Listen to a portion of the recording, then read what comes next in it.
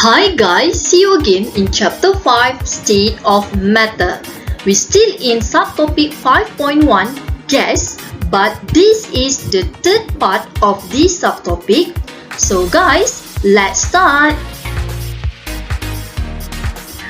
Alright guys, in this part, we are going to focus on the Dalton's law, which is Dalton's law of partial pressure, ideal and non-ideal behavior of gases, the condition at which real gas approach the ideal behavior.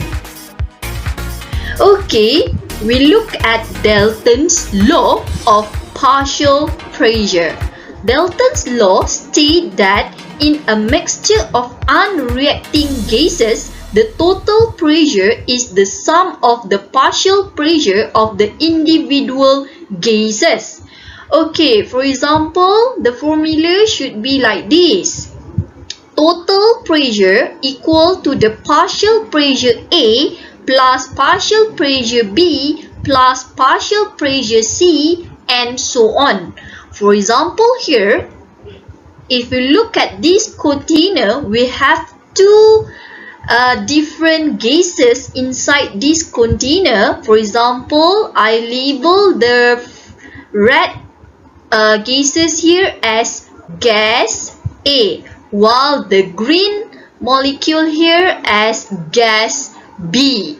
Alright, so if you want to calculate the total pressure inside this container, it should be partial pressure A plus partial pressure B only. Sebab apa?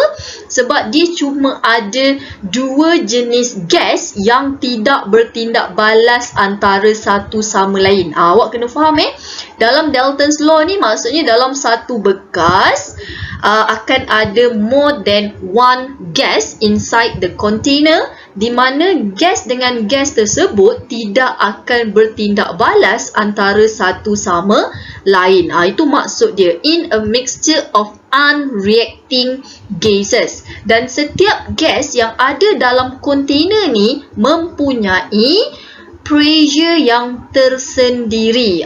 So you all boleh kira dia punya total pressure. Okay, untuk Dalton's law ni, normally the volume and the temperature should be constant. Biasanya nilai volume dan nilai temperature dia adalah constant. Okay guys, what is partial pressure? Partial pressure is pressure of individual gas component. Itu maksud dia.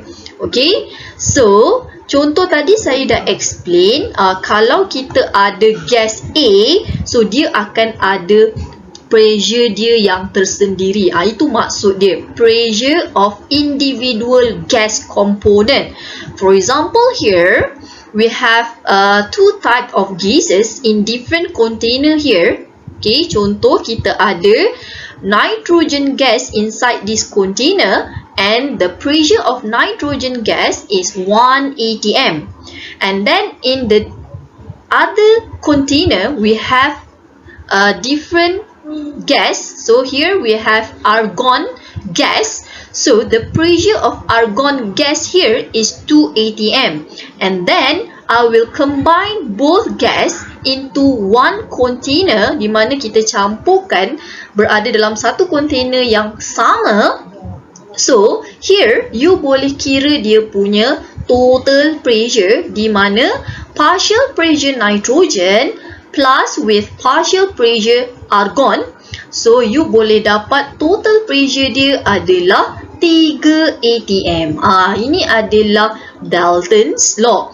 Okay, just nak recall back a little bit. Okay, sometimes the question tak bagi direct partial pressure of each gas like this. Sometimes you need to calculate this partial pressure by using the information given in the question. Hati-hati kadang-kadang dia takkan bagi direct nilai partial pressure. So awak kena tahu daripada formula yang kita pernah belajar before this, ada formula yang boleh kira pressure. Contoh, kita ada formula yang pertama iaitu formula Boyle's law.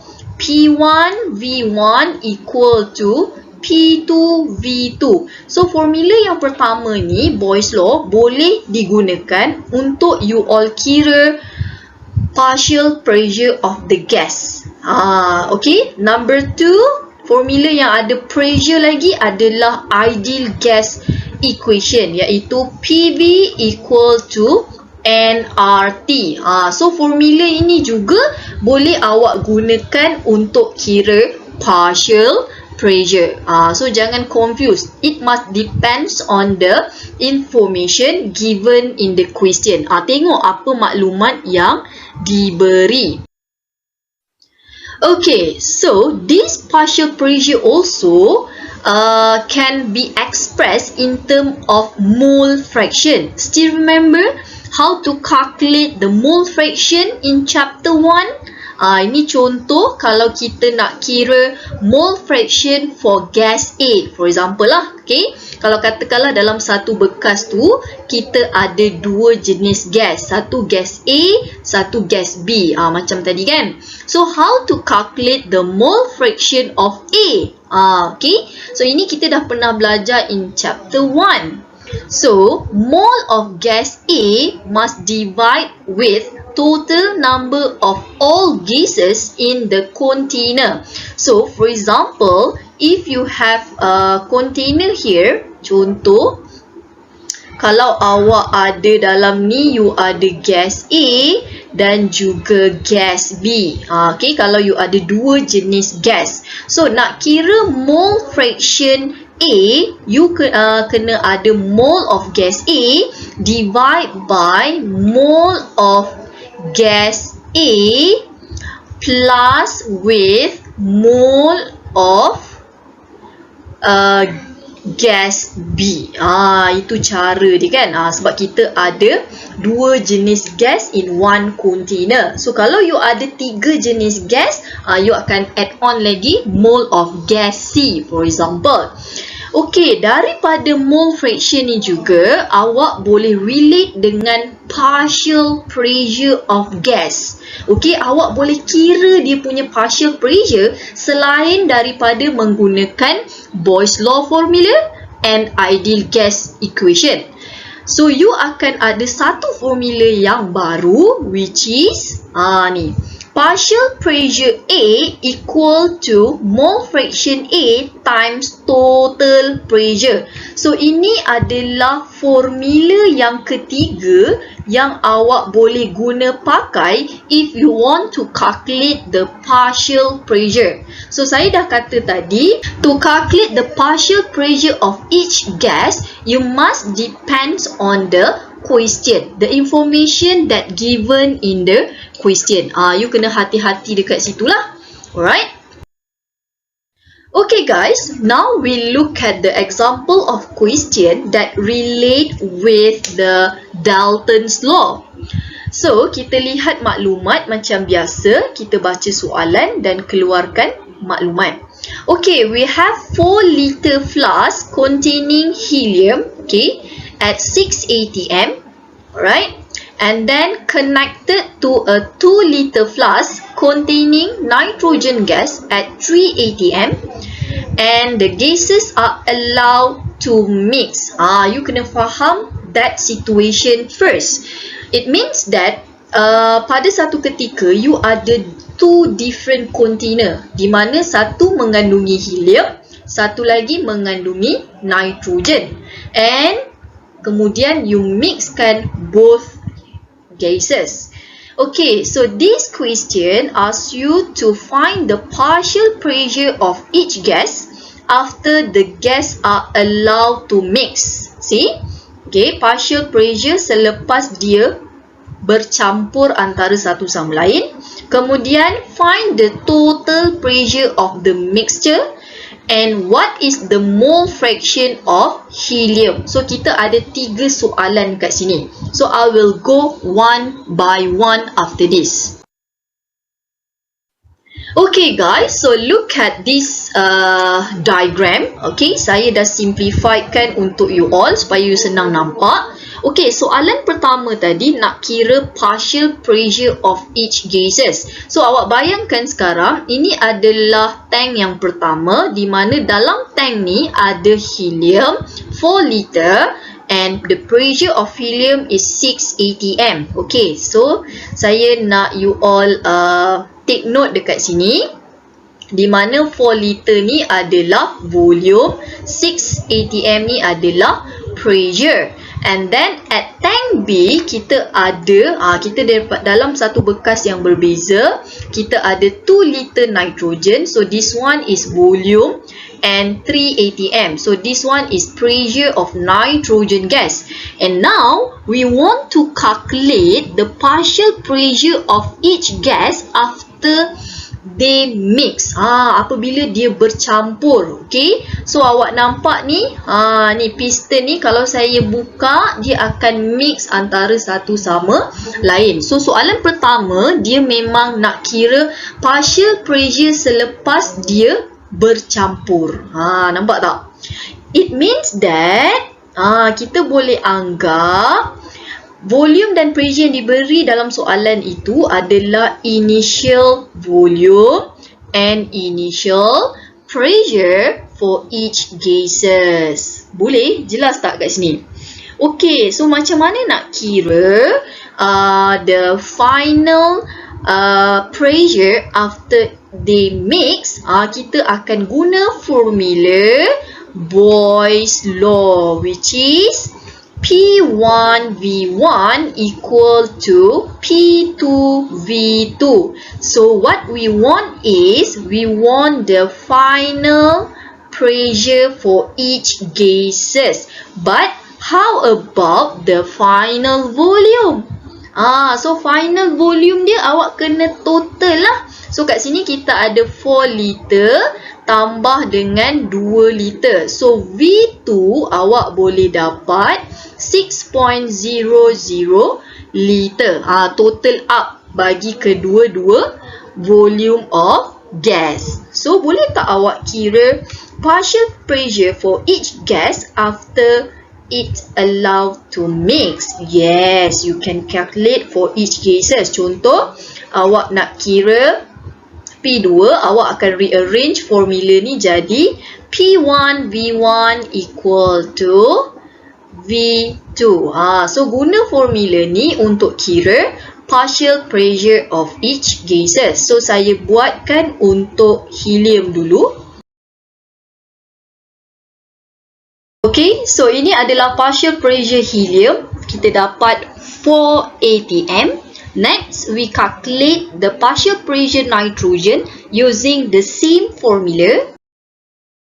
Okay, so this is the partial pressure of nitrogen gas, 1 atm. So we use the same formula, which is formula Boyle's law. Okay, during the calculation here, okay, better kalau you nak lebih baik tulis dia punya unit. Okay, tapi kalau you dah mahir, you know the unit of pressure, is okay kalau you tak buat unit dekat sini. But for the final answer must insist unit. Wajib ada unit. So unit untuk case ni adalah atm. Okay, next question asks you to calculate the total pressure of gas. So kita dah tahu dia punya partial pressure of gas after dia bercampur. So kita nak kira total pressure kan untuk soalan B. So macam mana nak kira? Kita tahu to calculate total pressure, the formula is P total equal to partial pressure helium plus partial pressure nitrogen. Ini adalah formula yang kita gunakan kalau nak kira total pressure. Ini selepas dia bercampur antara satu sama lain. So, kita dah dapat partial pressure helium just now, which is 4 atm, while the partial pressure nitrogen is 1 atm. So press your calculator. Nak tekan calculator juga ke? Boleh je congak kan? 5 atm. So final answer must insist unit. Boleh setakat ni? Okay, next question number 3. We want to calculate the mole fraction of helium. Kita nak kira mole fraction of helium. So, untuk soalan C tu, awak boleh terus direct kira menggunakan formula partial pressure helium equal to mole fraction helium times P total. Formula yang ketiga tadi. Still remember? Okay, so we have the partial pressure helium. Kita juga ada total pressure. Okay, so awak boleh direct kira sahaja. So awak masukkan saja nilai. Okay, so kita nak cari mole fraction helium. Okay, we rearrange the formula become like this, and then we substitute all the value. So the partial pressure helium equal to 4 atm and the total pressure is 5 atm, and you will get the answer is 0.800. So no unit for mole fraction. Still remember, mole fraction tidak ada unit. So ini adalah jawapannya. Kalau awak nak tahu kenapa dia tak ada unit, 4 atm bahagi 5 atm. So atm kita dah cancel out. Boleh? Alright guys, next we look at the application of Dalton's law in collecting a gas over water by using water displacement method. If you still remember in school, waktu you all belajar physics dulu, ada kaedah sesaran air di mana kita guna kaedah tersebut untuk mengumpul gas. Contoh gambar ni awak boleh tengok. Okay, so kita guna kaedah sesaran air untuk dapatkan sesuatu gas dekat sini. Okay, ini kaedah dia. Alright, so formula untuk water displacement method ni dia fix tau. Dia apply Dalton's law dekat sini, di mana total pressure equal to the pressure of the gas or partial pressure of the gas plus partial pressure of water, ataupun yang ini biasanya dikenali sebagai vapor pressure. Vapor pressure. So, contoh katakanlah gas yang awak nak collect dekat sini adalah oxygen gas. Contoh kalau kat sini adalah oxygen gas yang awak nak kumpulkan. Okay, so bermakna formula ni dia akan jadi partial pressure oxygen gas plus vapor pressure. So ini adalah formula yang fix that you need to apply in the question that relate to water displacement method. Biasanya dalam ayat ada menyatakan di mana gas collecting a gas over water. So kalau ada ayat ni kelas dalam soalan collecting a gas over water, you need to be careful. It means that you need to use this formula during your calculation. Ini adalah clue. Kadang-kadang kalau you bernasib baik, dia direct je bagi tahu itu adalah water displacement method. Senang kalau macam tu. Tapi kadang-kadang dia tak guna term water displacement method. But this statement, collecting a gas over water, itu juga refer kepada water displacement method. Okay, kita tengok example of question. So here we have the balancing equation. Potassium chloride produce 2 mole of potassium chloride plus oxygen gas, 3 mole of oxygen gas. Okay, look at the info given in the question. So we have 5.4 liter oxygen. Nampak 5.4 liter oxygen is collected over water. Ini yang madam kata tadi, bila ada keyword tersebut, collected over water, it means that you tak boleh lari daripada formula yang saya mention tadi, iaitu formula yang ini. Okay, take note. Formula P total equal to pressure gas plus vapor pressure. Mesti tahulah. Okay, oleh kerana dia dah mention dekat sini, dia kata oxygen is collected over water, it means that the partial pressure of gas here refer to the partial pressure oxygen. See? So this is the formula yang saya dah modify. Okay, and then dia kata at pressure 735.5 torr. Itu apa pula kan? Okay, so 735.5 torr ni apa? Kita baca dulu soalan. At temperature 25 degrees Celsius, how many gram of oxygen have been collected? At the same time, you have the value of vapor pressure of water, which is 23.8 torr. So dia dah bagi vapor pressure. Okay, so sekarang ni soalan nak kira apa ni? Dia nak cari mass oksigen berapa kelas? Mass. So kita ada volume, kita ada pressure, kita ada temperature. So sebenarnya daripada maklumat yang kita ada ni, kita boleh kira dia punya mass directly. But class, sekarang you all kena cari dulu partial pressure of gas release berapa. Okay. So total pressure yang mana? Yang ini kelas 735.5. Itu adalah total pressure. Maksudnya pressure yang berlaku semasa eksperimen.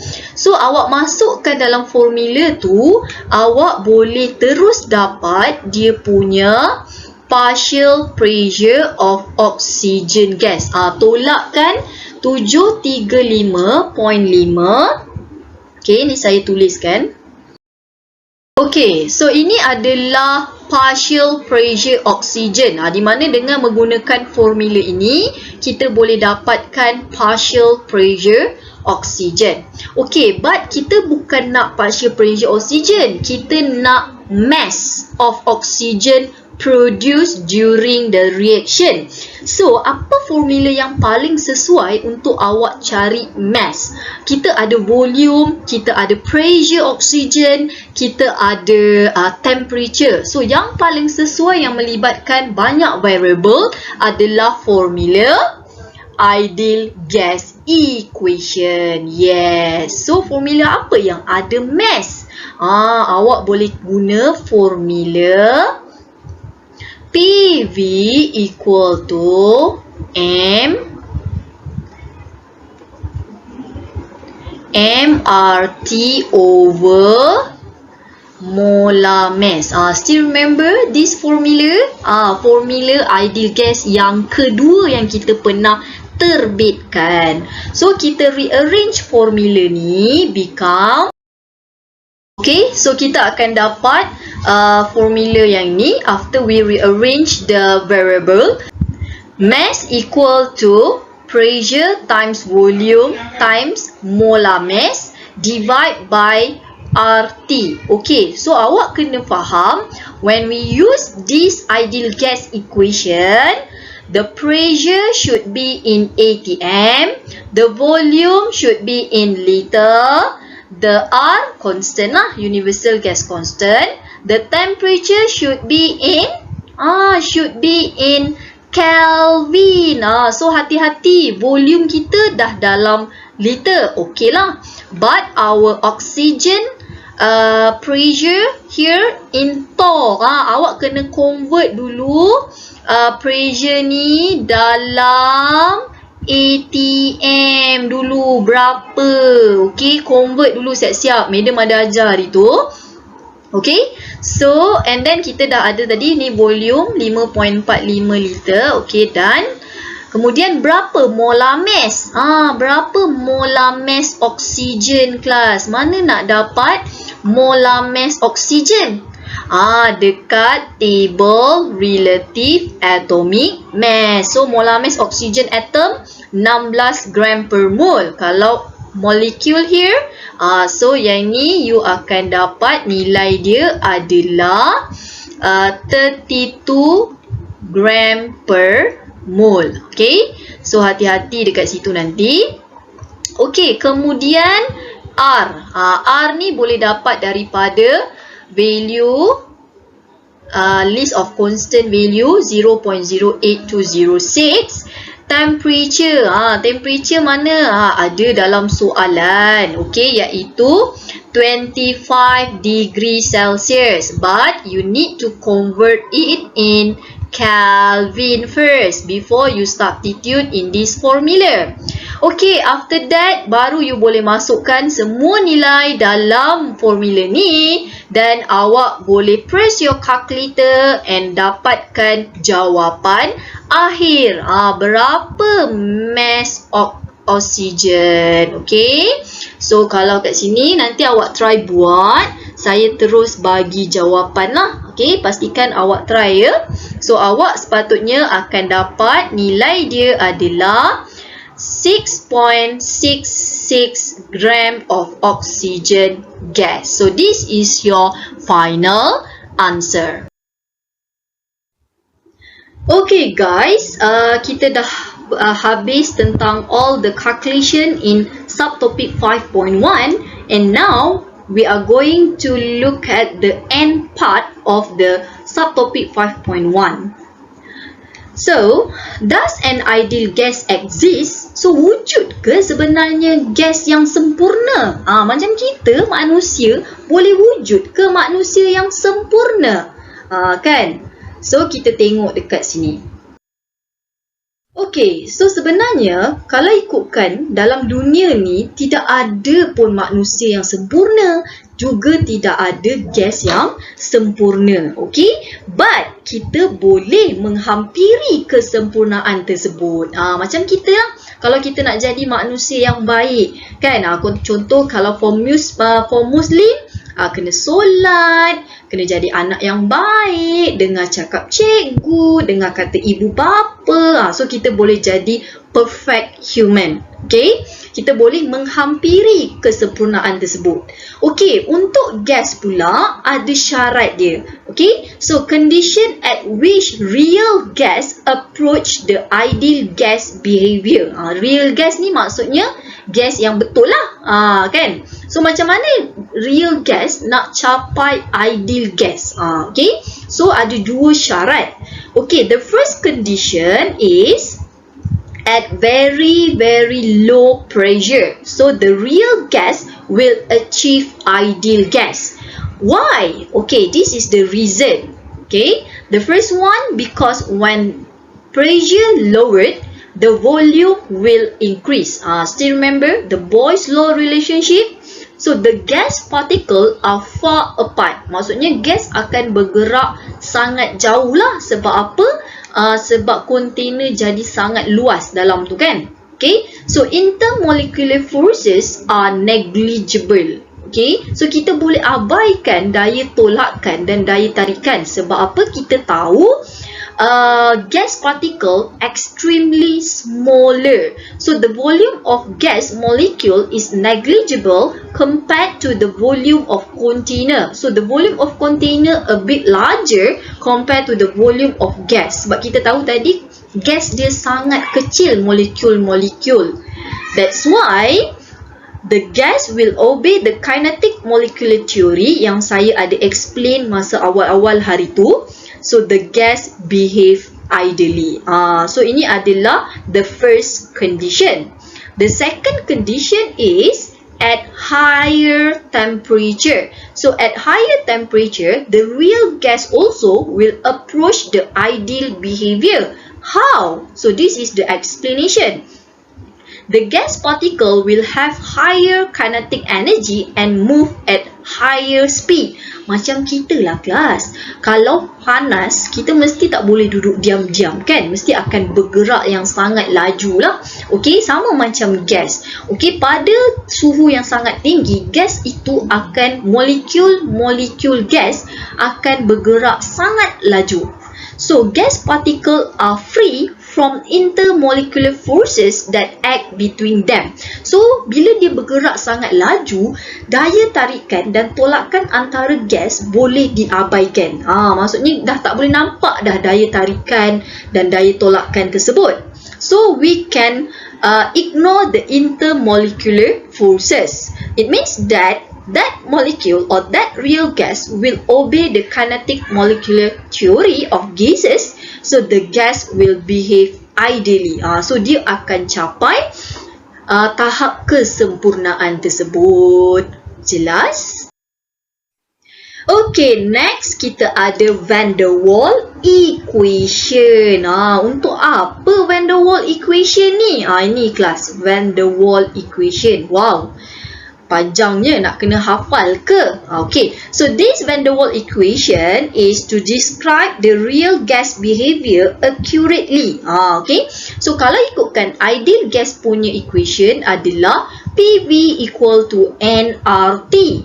So ini untuk yang perfect gas kan, tapi keadaan sebenar tidak ada perfect gas, tapi boleh menghampirinya.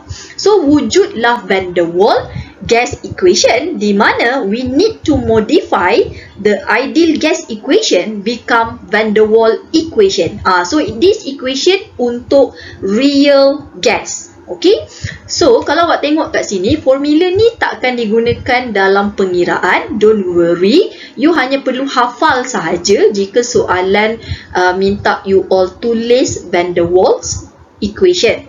Okay, so macam mana kita nak ubah atau kita nak modify ideal gas equation untuk real gas, kan? So what we need to do, kita akan buat beberapa correction di mana van der Waal adjust the ideal gas equation by correcting two parameters. Okay, kita akan correct dia punya intermolecular forces acting between gas are considered. Yang ni kita akan correctkan dia punya pressure. Kemudian untuk volume of the gas particle occupied in the container are considered. Sebab kita tahu kalau real gas ada wujudnya dia punya intermolecular forces between molecule. So antara real gas juga akan wujudnya volume of gas particle. Okay, contoh dekat sini kita tengok volume dulu, the effect of molecular volume on the measured gas volume. Okay, kalau awak tengok dekat sini kita ada tambah unknown di mana volume minus with NB. Apa ini NB? Ini adalah correction for molecular volume. Okay, just now we know that for the ideal gas, okay, at the lower pressure, the volume of the gas particle is negligible. Betul tak? Kita abaikan volume kalau ideal gas.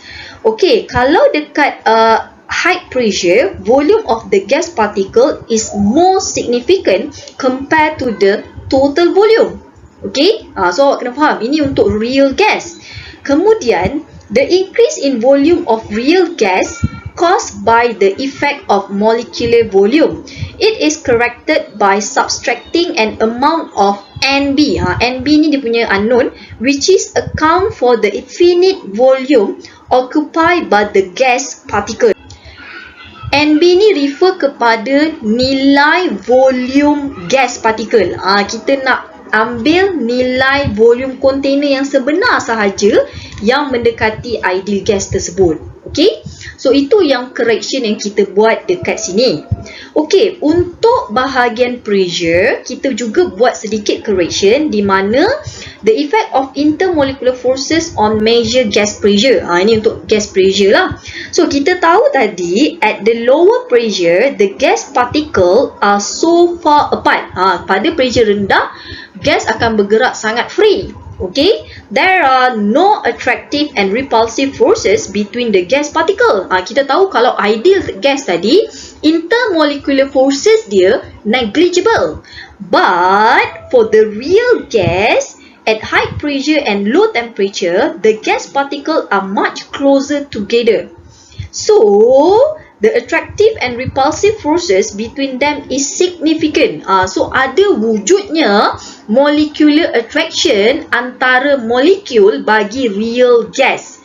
So, kita buat correction dekat sini dengan tambah N squared times A over V squared. Sebab apa? Sebab kita nak correctkan, nak buat satu correction untuk pressure bagi real gas. Itu je yang awak kena faham lah. So, senang cerita, ini dia punya unknown ni, kat sini yang kita tambah NB, N squared A over V squared ni semua adalah correction untuk pressure dan volume supaya wujudnya satu formula untuk real gas. Okay, next kita lihat ideal and non-ideal behavior of gases. So, this is the difference between ideal gas and real gas. Sometimes question boleh tanya, state the difference between ideal gas and real gas. Okay, the first one is, for ideal gas, volume of gas particle is negligible compared to the volume of container. But for the real gas, the gas particle have a certain volume and do occupy some space. So, setiap molekul gas dalam real gas ada volume dia yang tersendiri. Tetapi untuk ideal gas, sebab dia terlalu perfect, kita boleh abaikan sahaja. Number 2, intermolecular forces between gas particle are negligible because tadi untuk ideal gas, they assume that the gas particle is extremely small. That's why we can ignore the intermolecular forces. But realitinya, okay, there is intermolecular forces between gas particle, okay, for the real gas. And the last one, for the ideal gas, this is the formula which is PV equal to nRT. But for real gas, we have Van der Waals equation just now after we make a correction for the pressure and volume. So here we got the new formula which is P plus N squared A over V squared times with V minus MB equal to nRT. So this is the difference between ideal gas and real gas. Okay guys, that's it for subtopic 5.1 gas. Later in this chapter 5, we are going to discuss more about solid and liquid. Bye guys, thank you.